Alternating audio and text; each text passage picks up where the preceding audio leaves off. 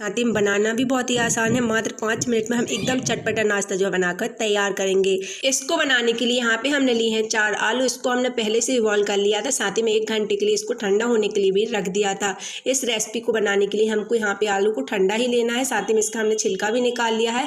तो चलिए हम सबसे पहले आलू को ग्रेट कर लेते हैं। तो इसी तरह से हम चारों आलू को ग्रेट कर लेंगे। तो यहाँ पे हमने चारों आलू को ग्रेट कर लिया है। अब हम इसमें ऐड करेंगे आधे कप सेवई। यहाँ पे हमने रोस्टेड सेवई ली है। अगर आपके पास सेवई नहीं है तो आप इसकी जगह 4 ब्रेड ले लीजिएगा, उसको ग्राइंडर जार में ग्राइंड करके ले लीजिएगा। साथ ही में अब हम इसमें डालेंगे 1 चम्मच जीरा, साथ ही में डालेंगे 1 चम्मच चिली फ्लेक्स। तो यहाँ पे हमने लाल मिर्च को कूट कर डाला है। इसी तरह से डालिएगा, खाने में बहुत ही अच्छा फ्लेवर आता है। साथ ही में अब हम इसमें डालेंगे 1 चम्मच ग्रेटेड अदरक। अब हम इसमें डालेंगे 4 से 5 हरी मिर्च, इसको हमने इस तरह से चॉप कर लिया है। साथ ही में यहाँ पे हमने 1 बड़ा साइज का प्याज को भी इस तरह से चॉप कर लिया है।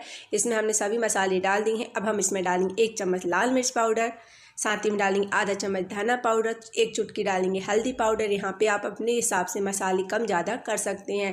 तो यहाँ पे हमने सभी मसाले इसमें डाल दिए हैं। अब हम इसमें डालेंगे 4 चम्मच चावल का आटा। यहाँ पे अगर आपके पास चावल का आटा नहीं है तो आप इसकी जगह कॉर्नफ्लोर भी डाल सकते हैं, बट कई लोग के पास कॉर्नफ्लोर नहीं होता है। चावल का आटा बहुत ही ईजी तरीके से मिल जाता है। तो यहाँ पे हमने चावल का आटा डाल दिया। साथ ही में अब हम इसमें डालेंगे टेस्ट के अकॉर्डिंग नमक, बारीक कटी हुई हरी धनिया, 1 चम्मच डालेंगे गरम मसाला पाउडर और सभी चीज़ को अच्छी तरह से मिक्स कर लेंगे। यहाँ पे हम इसकी बाइंडिंग करने के लिए ही चावल का आटा डाला है। अगर आपको थोड़ी गीला लगे तो आप इसमें थोड़ी चावल का आटा और ऐड कर लीजिएगा।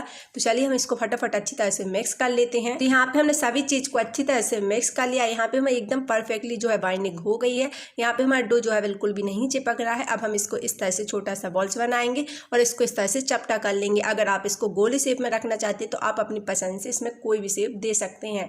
फिलहाल मैं यहाँ पे इसकी इस तरह से पेड़ा जैसे शेप बना रही हूँ। तो ठीक इसी तरह से हम सारे शेप को बनाकर तैयार कर लेंगे।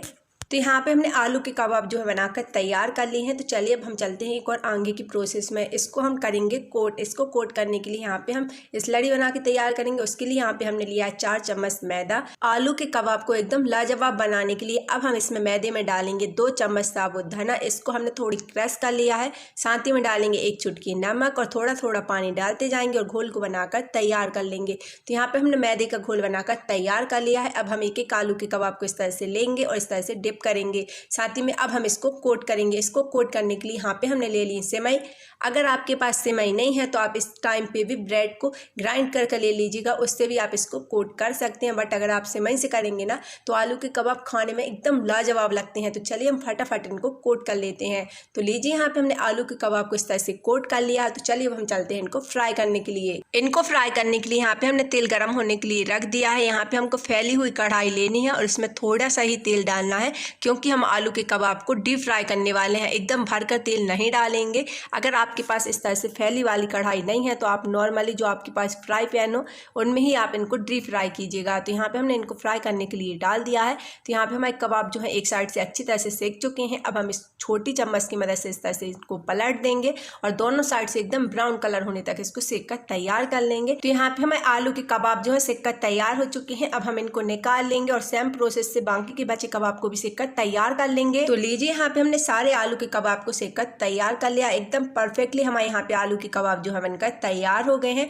तो चलिए हम आपको एक आलू के कबाब को इस तरह से क्रश करके दिखाते हैं। हम चम्मच की मदद से इस तरह से क्रश कर रहे हैं। तो यहाँ पे हमारे कबाब एकदम क्रिस्पी जो है बनकर तैयार हुए हैं। आप एक बार इस तरीके से आलू के कबाब जरूर बनाकर देखिएगा। अब आप इनको गर्मा गर्म टमाटर केचप के साथ एंजॉय कीजिएगा। खाने में बहुत ही ज़्यादा टेस्टी लगते हैं, या फिर आप सिंपल ही इनको खा सकते हैं। अगर आपको वीडियो पसंद आए तो वीडियो को लाइक करना, शेयर करना और चैनल को सब्सक्राइब जरूर